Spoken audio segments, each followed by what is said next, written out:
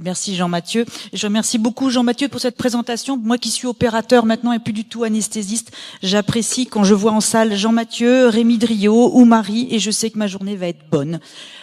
La double évoque, ça paraît très très simple. La façon dont il fait, ça paraît très très simple. Mais je vois vraiment la différence quand quelqu'un d'autre arrive. La double évoque est commencée dès que le patient arrive, avec des IAT qui sont bien formés. Ça se passe très bien. Dès que vous avez des petits pitchs des petites doses de propofol qui arrivent par-ci par-là, c'est quand même un peu moins confortable pour nous parce qu'on a besoin que l'IAD ou l'anesthésiste connaisse le patient, savoir les doses qui vont le réveiller ou pas. Et les petits 20 ou 30 ou 40 mg de propofol, quand ça fait mal, c'est un peu moins confortable pour nous. Donc c'est vrai que merci à Jean-Mathieu d'être souvent dans ma salle, ainsi que Rémi et Marie, ça me change vraiment la journée. Alors, oui, alors c'est un titre long qui a une histoire, c'est-à-dire que moi, il y a beaucoup de choses qui se passent dans ma tête. J'ai vraiment du mal à le poser sur le papier. Et là, ce titre vient de mon meilleur pote, mon ami, mon chef de service, qui est aussi barjot que moi. Et ce n'est absolument pas moi ce titre, c'est le professeur Rigoire. Il a essayé de traduire ce qui se passe dans ma tête. Alors, c'est un titre qui est pompeux, imbuvable. Je vais le rendre philosophique surtout, pragmatique et pratique. Ce diaporama vient des changements que j'observe chez mes observateurs qui viennent depuis des années à Poitiers. Et là, depuis 3 ans, j'ai beaucoup d'anesthésistes qui viennent en stage et ils ont changé par rapport à ceux d'il y a 10 ans, avec des questions différentes, des envies différentes. Alors, je ne dis pas que ça me pose problème, mais ça me pose question. Alors, mes diapos vont être provocatrices. Mais avec vraiment bienveillance. Alors, il va avoir, ça va se diviser vraiment en 5 parties. D'abord, soi. Quand on va partir en douleur chronique, quand on veut créer un projet de douleur transitionnelle, quand on veut faire un projet de prévention de la douleur chronique, ceci va partir de soi. Moi, l'anesthésiste que je suis ou que j'étais, qui suis-je, qu'est-ce que je veux? Je veux parler aussi du modèle biopsychosocial qu'on vous le vend à toutes les sauces, avec toujours la même diapositive, mais je vais vous la rendre pratique et pragmatique. En quoi ça sert? Et ce n'est pas qu'une diapositive pour m'excuser de faire des gestes ou dire, vous voyez, je l'ai fait bien, je l'ai fait en global. Non, c'est quelque chose de très pratique, ce qu'on a vu hier avec le parcours douleur. Le principal point qu'il faut travailler quand on fait des gestes, ce sont les attentes du patient. Notamment les attentes, mais il faut aussi que nous, on sache attendre le bon moment. Quoi que l'on fasse, il faut savoir créer une alliance thérapeutique. Que l'on soit dans la douleur chronique, la prévention de douleur chronique périopératoire, ou que ce soit dans la douleur transitionnelle, si vous ne faites pas d'alliance thérapeutique avec le patient, ça ne le fera pas. Alors, le soi. Alors moi, l'anesthésiste, je suis invisible. Pourquoi je dis ça? Parce que suite à l'étude que nous avons fait en 2022, qu'a montré Jean-Mathieu, nous avons eu la chance de travailler avec le docteur Nailic, qui est maintenant docteur en sociologie, mais qui a fait sa thèse de doctorat sur le patient douloureux chronique. Et tous les patients qu'on a fait dans cette étude-là, il a posé la question, comment s'est passée l'hypnose? Voilà. Et qu'avez-vous pensé de l'anesthésie? Tous, sans exception, on dit, j'ai pas été endormi, quoi. Donc j'ai pas vu l'anesthésie, je sais même pas qui c'est. Donc vraiment systématiquement. Et en consultation, vous avez bien vu quelqu'un en consultation, 10 minutes, j'ai rien compris de ce qu'il a dit. Et c'est texto, donc ça c'est de la vraie vie. Donc par contre, l'hypnothérapeute, qui était Chantal, elle était extraordinaire, géniale, c'était super ce qu'on a fait. Or, il y a eu plus de travail de l'anesthésiste que de l'hypnothérapeute. Donc on a une certaine invisibilité de l'anesthésiste. Ce qui en est sorti aussi de ce travail avec le docteur Nailic, c'est la distance, qui est totalement paradoxale. Il n'y a pas plus proche qu'un anesthésiste lors de l'anesthésie, de la chirurgie, il n'y a pas plus proche dans l'intimité du patient, mais lors de son inconscience. Et ce qui crée vraiment de la distance du patient avec l'anesthésiste. Quand il est conscient, l'anesthésiste, il s'en souvient pas. Quand il est inconscient, il y a vraiment quelque chose, une proximité, une intimité que le patient ne se souvient absolument pas. Merci, monsieur Propofol. Mais par contre, cela crée de la distance entre le patient et l'anesthésiste. Moi, anesthésie, j'obéis à des protocoles. Donc là, merci l'ASFAR. C'est-à-dire que maintenant, on vous met exactement ce qu'il faut mettre dans votre seringue. Donc vous vivez avec des protocoles de A à Z. Vous surveillez, vous protocolisez. Moi, anesthésiste, je réussis presque tout, en fait. Mes anesthésies, je suis à 99,9,9% de réussite. Mes ALR, je suis à 90% de réussite, c'est génial. Par contre, je suis habituée à la réussite. Et quand ça marche pas, c'est peut-être pas de ma faute, c'est la faute de quelqu'un d'autre. Là, alors je suis provocatrice, hein, vraiment, c'est vraiment volontaire pour vraiment faire la séparation entre moi, l'anesthésiste, et moi, l'algologue interventionnel, qui va être dans la prévention, qui va être dans la transition ou qui va être dans la douleur chronique. Je vais devenir visible parce que le patient dit « j'ai vu l'anesthésiste, mais je suis suivi par le docteur Chara. Je suis suivi par le docteur anesthésiste. » Il va pas dire « j'ai vu le médecin de la douleur ». Si vous avez une vraie alliance thérapeutique, vous faites partie de son parcours patient, vous êtes nommé. Donc vous n'êtes plus invisible. Ça va dans les deux sens, c'est-à-dire que si ça se passe pas bien, vous serez également visible. L'anesthésie, c'est un petit groupe. Là, vous êtes vraiment tout seul. De la distance où l'anesthésiste a de la proximité dans l'inconscience, vous allez avoir de la proximité dans la conscience. Et là, c'est pareil. Est-ce qu'on aime ça? Est-ce qu'on aime avoir la proximité dans la conscience du patient? Parce que le patient va se confier. Le patient, et ça va être important dans l'alliance thérapeutique. Donc c'est une question qu'il faut se poser à soi-même. Je n'ai aucune réponse et tout ça est avec bienveillance, il n'y aura aucun jugement de positivité et de négativité. Ceci demande une réflexion sur soi-même. De protocoles qui sont faits pour tout le monde. Vous allez devoir créer un projet thérapeutique personnalisé. Chaque patient a son projet. Il sera différent du voisin. Ça va demander une réflexion intime sur le patient vis-à-vis de ses antécédents, vis-à-vis de ce que vous allez pouvoir lui proposer. C'est beaucoup plus complexe que appliquer un protocole que vous allez trouver sur un QR code sur la SPHAR. Vous êtes habitué à la réussite, là, il va falloir aimer l'échec. L'échec, pourquoi? Parce qu'au départ, vous allez faire des choses simples, vous aurez, on va dire 30% d'échecs. Au fur et à mesure, vous allez avoir des gens beaucoup plus compliqués. Et à l'inverse de l'anesthésie, vous allez avoir de plus en plus de réussite, normalement dans l'ALR. Là, vous allez avoir de plus en plus d'échecs, parce que vos patients vont être de plus en plus compliqués. Il est illusoire de croire, comme je vois les demandes des jeunes anesthésistes qui viennent me voir en disant « Moi, je vais faire des trucs simples, hein. C'est bon, hein, vos trucs, moi, je vais faire du... » Ce n'est impossible de faire du truc simple si on le fait correctement en voulant faire une alliance thérapeutique. Alors vous pouvez être piqueur d'aiguille version radiologue, c'est un choix. Mais en tout cas, vous ne serez pas formé avec moi, ça c'est sûr.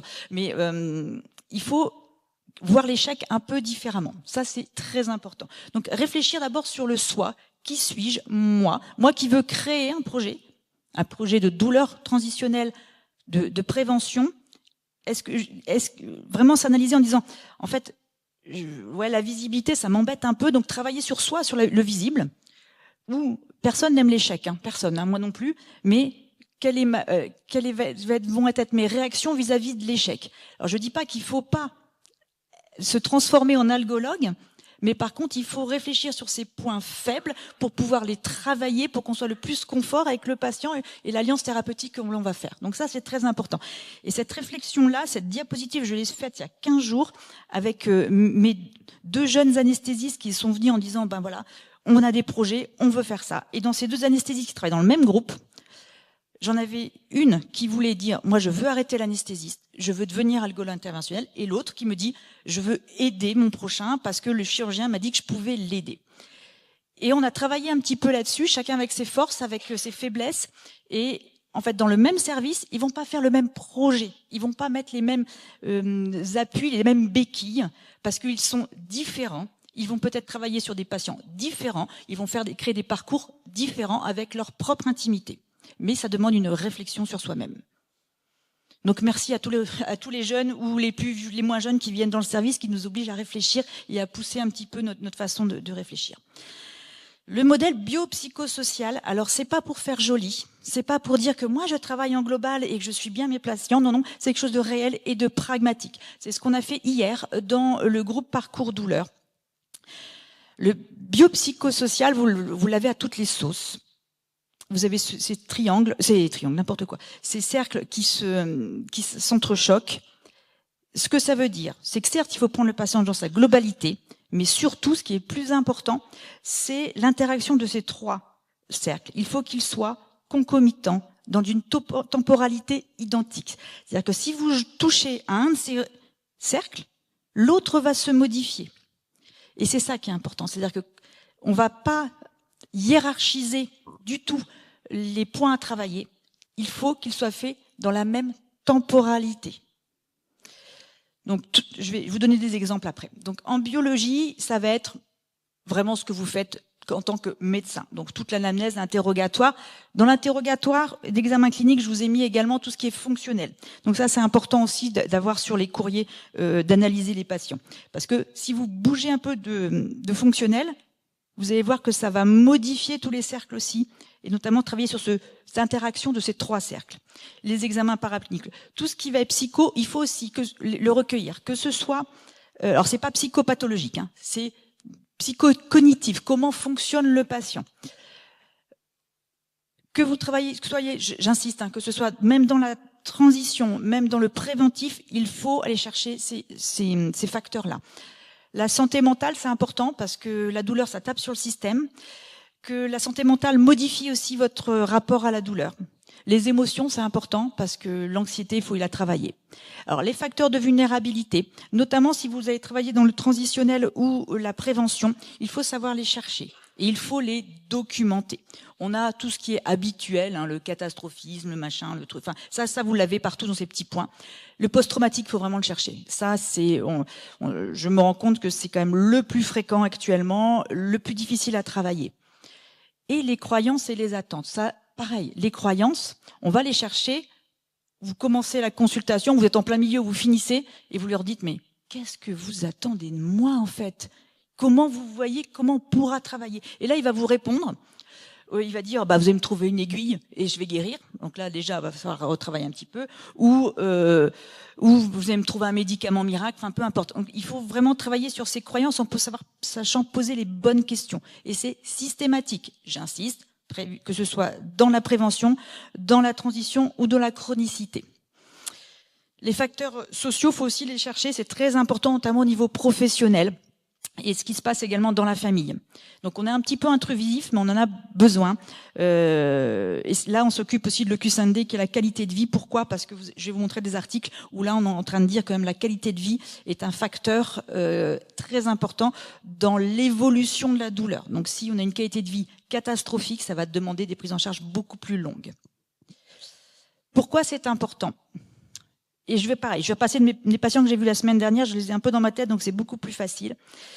La coiffeuse qu'on a discuté hier, hein, la coiffeuse que je connais depuis 18 mois, qui vient me voir parce qu'on a une douleur séquelaire qui est depuis à peu près 3-4 ans.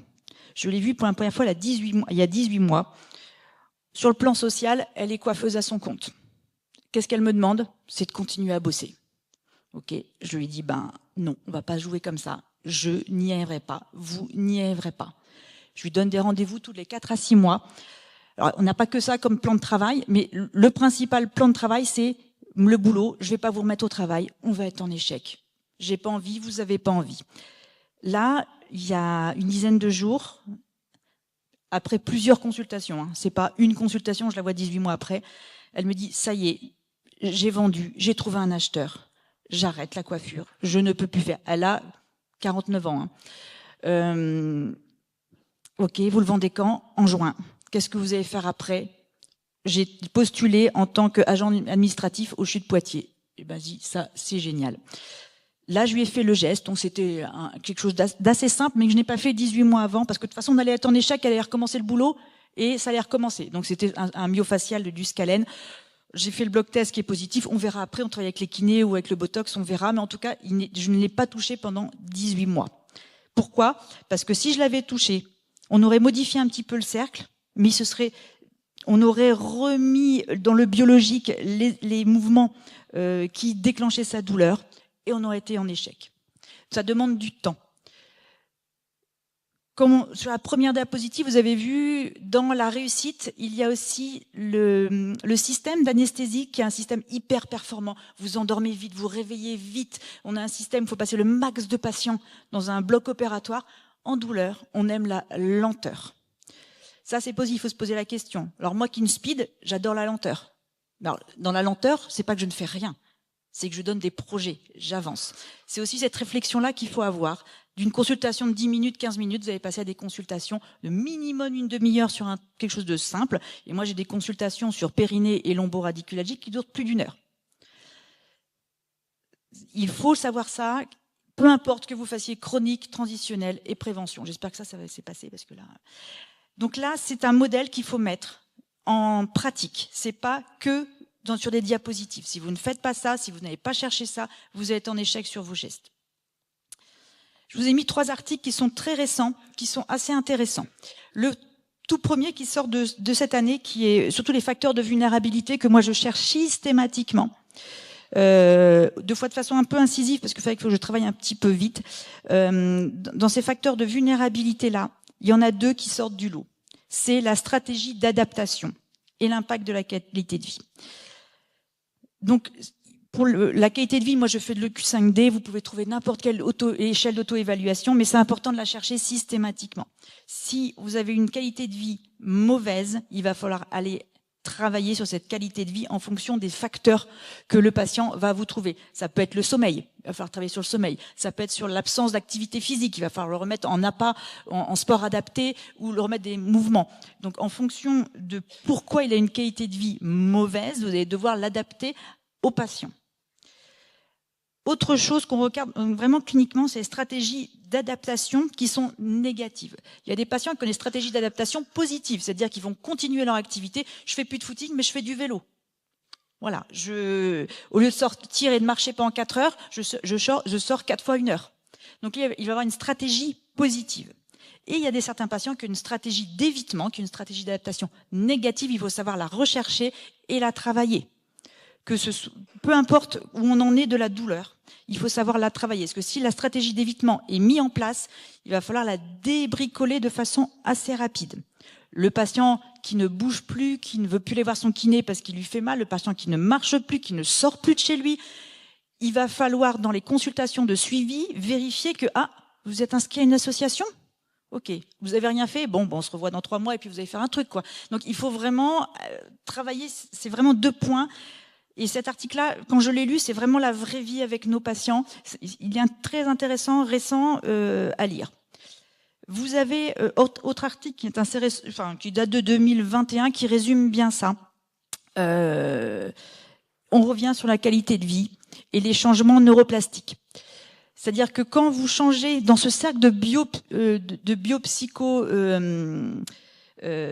biopsychosocial, quand vous changez un des cercles, les autres vont se changer. Si vous examinez bien vos patients dans les consultations de suivi, ce que je vous conseille de faire, notamment la neuroplasticité. La neuroplasticité, elle peut aller de quelque chose de très périphérique à une nociplasticité complète avec les hypersensibilités centrales de la douleur type fibromyalgique. Donc on peut très bien avoir une douleur du nerf médian séquellaire avec une douleur de l'épaule. Donc on est sur une neuroplasticité antidromique, mais petite, c'est-à-dire qu'il a mal au poignet et au bout de quelques mois, ça va au niveau du bras ou de l'hémithorax. Et vous pouvez avoir des hypersensibilités centrales complètes de la douleur où le corps en entier redevient douloureux. Et ces patients-là, ils sont pas fous, c'est physique, c'est chimique, c'est la neuroplasticité. Et vous remarquez que quand vous changez quelque chose, que ce soit par le médicament antidépresseur, antiépileptique ou le mouvement, parce que le sport adapté marche très très bien, quand vous le réexaminez, vous trouvez qu'il a toujours sa douleur au poignet, mais par contre elle ne remonte plus jusqu'à son épaule. Et ça, c'est important. C'est important que vous le validiez dans la suite. Peu importe, je vous dis, au niveau de la douleur, si c'est une douleur qui date d'1 mois, une douleur qui date de 3 mois, une douleur qui date de 10 ans. Alors évidemment, au bout de 10 ans, c'est bien plus complexe qu'au bout de 3 mois. Donc plus c'est pris tôt, mieux c'est. Mais même quand c'est pris tôt, il faut s'occuper de ces facteurs de vulnérabilité. Là, je vous ai mis aussi le petit article de la SFETD dans la neuromodulation. Il est en français, celui-là, il est intéressant à lire. Voilà, pour vraiment comprendre aussi que là, on parle de neurostimulation, donc de matériel mis dans le corps. Mais quand vous mettez une aiguille, c'est un peu pareil, parce qu'une aiguille, c'est intrusif. C'est pas gentil une aiguille. Donc on a un vécu corporel qui est quand même à vérifier. Est-ce que le patient est capable de prendre une aiguille? Tout à l'heure, la photo qu'a montré Jean-Mathieu, c'est quand même sur un ganglion à part. Donc vous mettez quand même une aiguille à l'arrêt des fesses, près du rectum. Bon, voilà, il faut s'assurer qu'on puisse mettre une aiguille, que ce soit le bon moment pour mettre l'aiguille. On recherche tous la temporalité, de travailler sur ces facteurs de vulnérabilité avant ou ces stratégies d'évitement qu'il faut la mettre en route. Et je ne dis pas qu'il faut tout résoudre avant de mettre l'aiguille. Dans ce modèle biopsychosocial, tout se fait en même temps. Mais il faut vérifier que la marche de tout ça soit bien mise en place. C'est-à-dire que là, la patiente, je l'ai touchée parce que je sais qu'il est en vente. Il n'est pas vendu, mais dans sa tête, ça y est, elle a fait le deuil de son travail. Ça, c'est très important. Ce qu'il faut travailler aussi, c'est les attentes du patient. On reprend en vert là l'exemple de ma petite patiente qui, elle, au départ, ou l'aide-soignante, c'est pareil. Les aides-soignants, c'est très compliqué à faire le deuil de leur travail. Ma petite patiente là qui veut retourner il y a 18 mois, aller couper des cheveux avec ses syndromes myofasciaux de l'épaule, le tout secondaire à des tendinopathies. Non, on va pas y arriver, donc je vais pas m'occuper de vous tout de suite. On va travailler là-dessus, on ne veut pas vous abandonner, mais pas maintenant en fait. Donc les attentes, si c'est l'agriculteur qui veut remonter sur son tracteur ou l'aide-soignant, il faut vraiment travailler sur les attentes. L'agriculteur aussi pose beaucoup de problèmes. Les agriculteurs qui veulent reprendre leurs moutons pour les tondre, soit vous avez les moyens de prendre quelqu'un pour prendre le mouton, soit va falloir trouver d'autres solutions. Au niveau de la douleur, vous en avez certains qui vous disent « Moi, je veux plus de douleur, je veux revenir comme avant, c'est fini. » Là, c'est pareil, il faut pas les toucher, vous n'allez pas y arriver. On va travailler sur l'échec. Donc ça, c'est pareil, c'est une question. Le mot, il paraît inadapté. Il faut savoir dire non au patient. Non, il faut pas dire je ne m'occupe pas de vous. C'est je pense que c'est pas le bon moment. On va faire d'autres stratégies avant. Et vous avez l'état psychologique. Qu'est-ce qu'il veut? Et ça, c'est plus compliqué. Là, je parle d'une patiente que j'ai vue à Lorient, une patiente un peu médicalement pas complexe, mais une vie complexe et une demande complexe. Je lui ai demandé, voilà, qu'est-ce que vous attendez de moi? C'est quoi vos attentes? Je ne veux plus rien sentir. Et là, quand quelqu'un vous dit ça, vous dites aïe, aïe, aïe, aïe, aïe. C'est-à-dire, elle m'a dit, en travaillant un peu avec elle, je veux être anesthésiée, je ne veux plus rien sentir. Là, c'est quelqu'un, c'est 3 drapeaux rouges, et je peux vous garantir, même sur un dossier simple, je ne la touche pas. Je n'ai pas encore compris, j'ai partiellement compris pourquoi elle ne veut plus rien sentir. Elle veut 0 émotion. Elle a une vie très, très, très, très, très compliquée et qui va encore se compliquer. Il ne faut surtout pas, même si ça semble simple techniquement, la toucher pour le moment. Et bizarrement, cette patiente-là, je dis, je vais vous suivre, on va avancer, je ne vous mettrai aucune aiguille. Et l'alliance est déjà faite. Parce que de façon intuitive, ces patients-là savent très bien que ce n'est pas le moment. L'alliance thérapeutique, qu'est-ce que c'est que ce truc? Alors, l'alliance thérapeutique, ça commence en consultation pour une écoute active. Une écoute active, c'est-à-dire que c'est empathique, sans jugement vis-à-vis du patient. Il a son propre vécu, ses propres histoires, ses propres croyances. Il faut faire vraiment une écoute active. On peut ne pas être d'accord avec lui, mais on peut respecter et travailler là-dessus. Donc, c'est d'abord l'écouter. Et c'est pas écouter et noter ou avoir un questionnaire que vous donnez et que vous rangez dans le dossier. Imaginez que vous, pour aller plus vite, et ce qui est tout à fait légitime, vous donniez des questionnaires à répondre, notamment sur ce que vous faites dans la vie, vos antécédents, pourquoi pas. Le conseil, c'est vous le lisez devant le patient. On est bien d'accord? Vous avez bien écrit ça? Ça vous prend évidemment moins de temps que de le recueillir. Par contre, il faut qu'il y ait un échange, c'est ça une écoute active. L'alliance thérapeutique, c'est le projet thérapeutique personnalisé. C'est-à-dire que le projet, vous le faites avec le patient en face. Moi, un projet chez un patient, c'est en moyenne, on va dire 4 points. Ces 4 points, on les vérifie. Ok, on va faire ça, vous êtes d'accord? Oui, ok. On va faire ça, vous êtes d'accord? Ok. C'est vraiment devant le patient. Moi, un patient douloureux chronique, c'est pas un point. Je vais vous mettre une petite aiguille et ça va le faire. C'est vraiment plusieurs points. L'entretien motivationnel, c'est ce qui va... Et je vous conseille aussi, si vous faites un peu de douleur, d'aller chercher des petits bouquins qui sont faits en français sur qu'est-ce qu'un entretien motivationnel. C'est facile à lire et ça peut changer un peu la façon dont on parle aux patients. L'entretien motivationnel va chercher à débuter le changement chez le patient. Parce que là, la douleur, c'est quand même du coaching. il faut engendrer le changement chez le patient. De façon très simple, on commence déjà donc par énumérer devant le patient le projet, et surtout, on va lui faire répéter. Donc maintenant, voilà ce qu'on va faire. À vous de me dire ce que vous avez compris de cette consultation.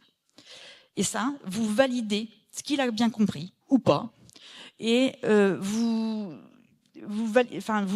vraiment de l'interaction, et vous êtes d'accord sur ce changement. Et c'est quelque chose qu'il faut faire à chaque fois. Donc c'est pas grand-chose.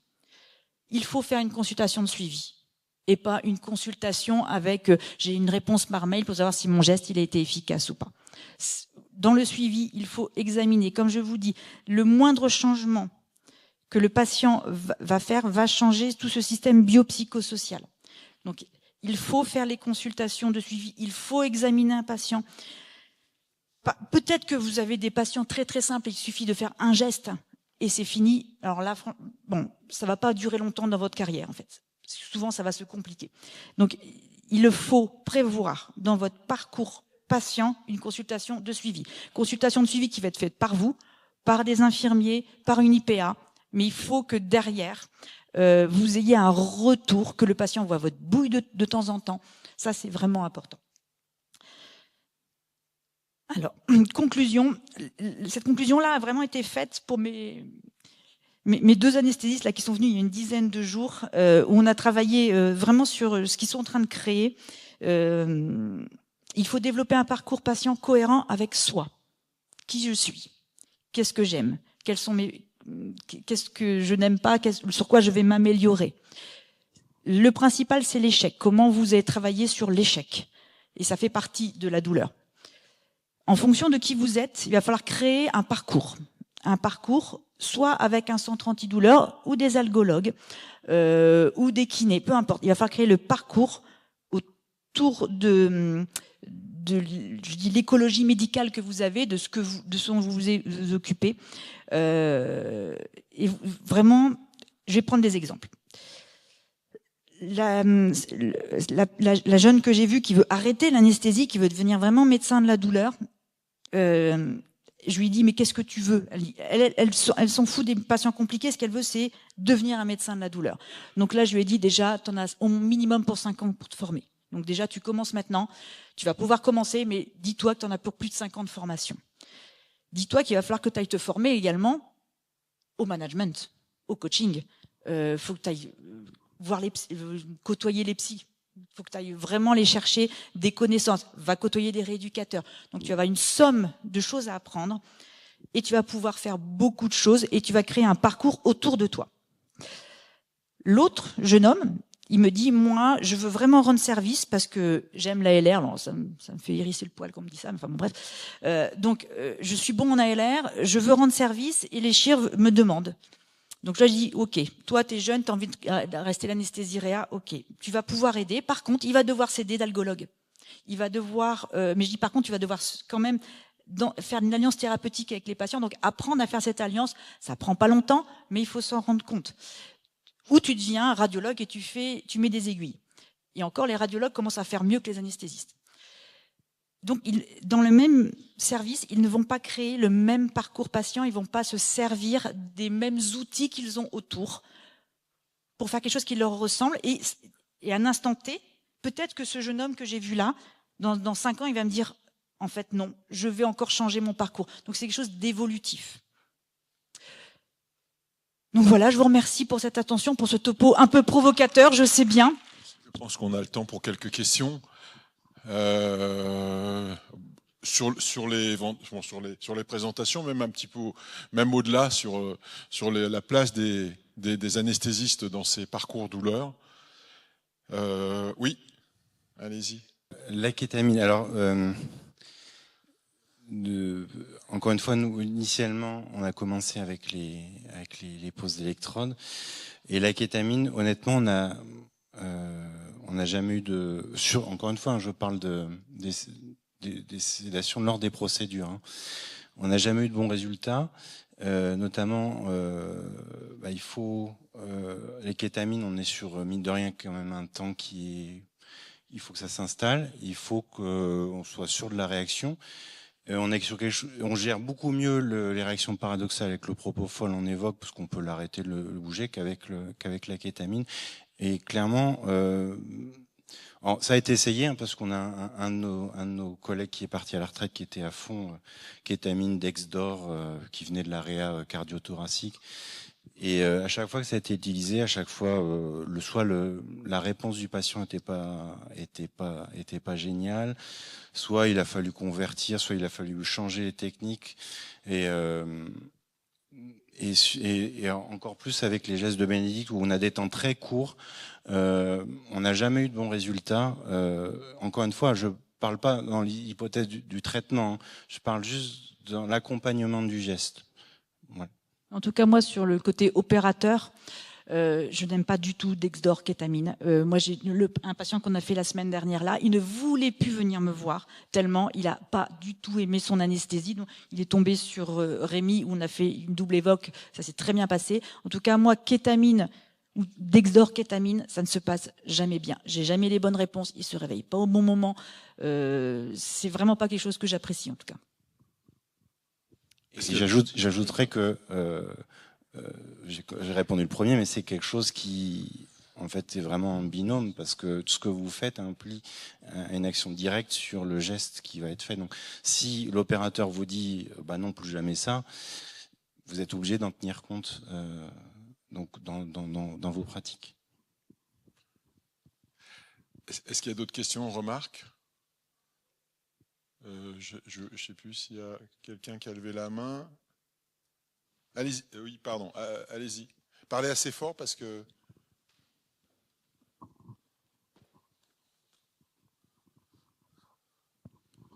Au cours de la présentation, vous avez parlé d'un problème de désaturation. Est-ce que l'usage d'Optiflow peut apporter de passer le cap de désaturation? L'usage de l'Optiflow.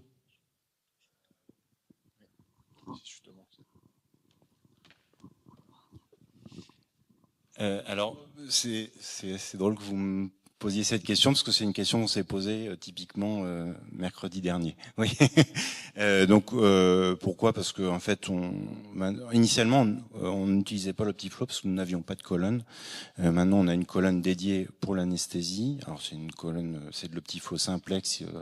Vous pouvez pas faire varier le débit des FiO2, mais vous avez de quoi mettre le capno sur le respirateur. Enfin, il y a des moyens. Donc, effectivement, chez des patients un peu limites, on peut penser effectivement notamment syndrome d'apnée du sommeil, c'est des choses qui pourraient nous permettre d'étendre encore, enfin de diminuer encore notre nombre de contre-indications, qui est déjà pas élevé, hein. On contre-indique pas grand monde, mais effectivement c'est quelque chose qui, je n'en ai pas l'expérience, mais on y a pensé, et c'est pas impossible qu'on s'y mette, sachant qu'il y a pareil, l'Optiflow, il faut gérer l'inconfort. Tous les patients ne réagissent pas de la même façon à l'Optiflow, hein, comme les patients ne réagissent pas quand vous les préoxygénez, pourtant vous les prenez de la même façon. Il y en a qui vont vous dire j'arrive pas à respirer, d'autres chez qui ça va bien se passer. Et ben pareil pour l'Optiflow, donc voilà, mais c'est une piste.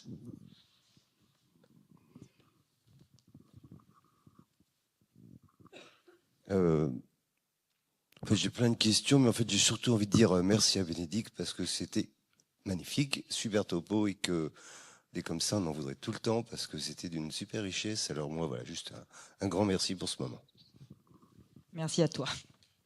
Justement, puisque avec Bénédicte, tu nous as montré une version, non pas on-off, mais comment tu étais passé du statut d'anesthésiste à celui d'algologue. Et donc, c'est une évolution et un changement de paradigme complet.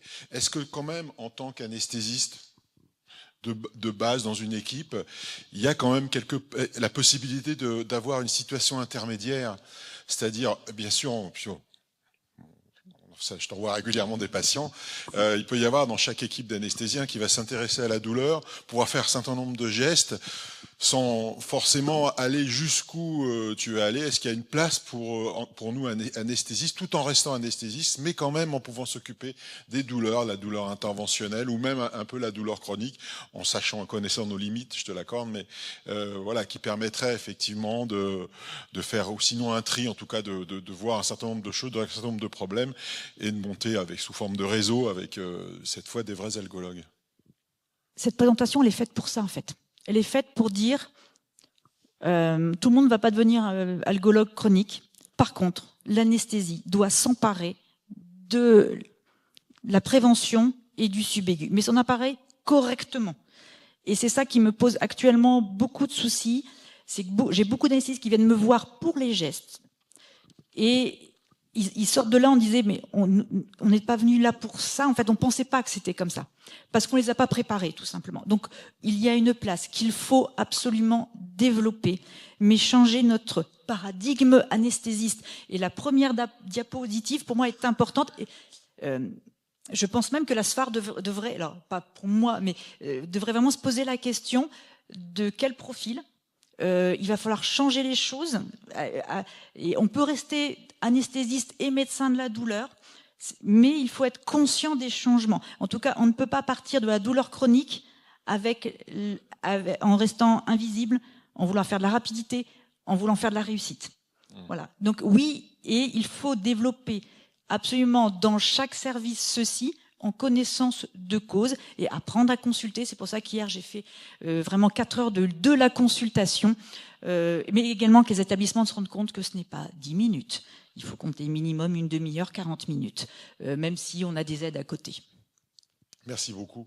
Ouais, vas-y. Je voudrais juste ajouter, du coup, au bloc opératoire, initialement, on a commencé avec des chirurgiens et leur faire comprendre la sédation, c'était un peu compliqué. En fait, le fait d'avoir quelqu'un qui sait ce qu'on fait, mais qui ne prend pas chacun son rôle, hein, au bloc opératoire, on a beau être 2 anesthésistes, c'est chacun son rôle, mais qui sait quand même ce qu'on fait, c'est beaucoup plus pratique. Et on parle le même langage, donc pour ça c'est beaucoup plus facile. Et deuxièmement, à Poitiers, l'anesthésie avait été un peu éjectée du circuit douleur historiquement, et le fait d'avoir Bénédicte, l'arrivée de Bénédicte a permis de remettre l'anesthésie dans le centre antidouleur. Et elle l'a évoqué dans sa présentation, c'est un plus pour les jeunes. Et en fait, là, on a un vrai ruissellement parce que les jeunes apportent aux plus vieux. Et donc, du coup, ça apporte au service en entier. Voilà. Merci Jean-Marc. Est-ce qu'il y a... oui, Mansour, vas-y. En fait, je vais commencer par remercier Bénédicte pour ce moment et pour surtout la discussion qu'on est en train de faire. Je pense que l'anesthésiste est algologue par définition, surtout pour une douleur qu'on appelle la douleur chronique post-opératoire. Dans la détection des personnes vulnérables à la douleur par leur choix d'anesthésie péropératoire et par la prise en charge de la douleur post-opératoire qu'ils vont faire, qui sont un déterminant majeur et de la prévention de la chronicisation de la douleur, en tout cas post-opératoire. Alors Mansour, en fait, nous, on fait le chemin à l'envers, Mansour. On est des vieux qui ont fait de la douleur chronique, qui reviennent à nos amours par la douleur post-op. Tu as créé un super service de prévention de douleur chronique. Moi, j'ai un peu plus de mal à Poitiers de le créer parce que je suis dans l'expertise des patients compliqués, mais je pense que le jeune veut le créer. Mais on le fait à l'envers. Moi, ce que j'aimerais bien, c'est que les jeunes le fassent à l'endroit. Nous, on est devenus des algologues et on revient à l'anesthésie. On a possiblement, mais je vais encore être dans la provocation, sur les jeunes anesthésistes, un problème de formation sur la douleur. Et eux, j'espère que les futures générations, dont les jeunes qui vont être assistants dans notre service, ils vont apprendre la douleur chronique, mais dès le départ, pour pouvoir développer ces services. Une dernière question. Laura, tu voulais poser une question ? Il y a plein de micros qui s'approchent, mais pas assez vite. On a un autre juste derrière toi, là. Merci Bénédicte. Juste pour aller dans le même sens. Alors, je suis anesthésiste et je suis algologue. Et j'ai passé par une étape qui s'appelle capacité douleur. Et j'ai compris à quoi ça sert cette étape. La première chose qu'on nous dise, premier jour, premier cours, la douleur aiguë, c'est un symptôme, la douleur chronique, c'est une maladie. Et en fait, c'était 2 ans de souffrance, la capacité de douleur, pour plein de raisons, parce qu'on côtoie des gens ils ont une approche complètement différente de nôtre, et parfois ça nous semble poussif, parfois, mais c'est la capacité d'échanger et de voir les choses après, et finalement on comprend quand on fait la douleur, quand on voit les patients, quand on les revoit, quand on apprend à attendre, à utiliser l'aiguille, voire à ne pas l'utiliser, et je suis quand même un loco-régionaliste, donc pour moi c'était difficile, qu'à la fin on comprend quelle est vraiment l'essence de la phrase, les symptômes et la maladie, et donc je suis tout à fait d'accord 100%. Merci Laura.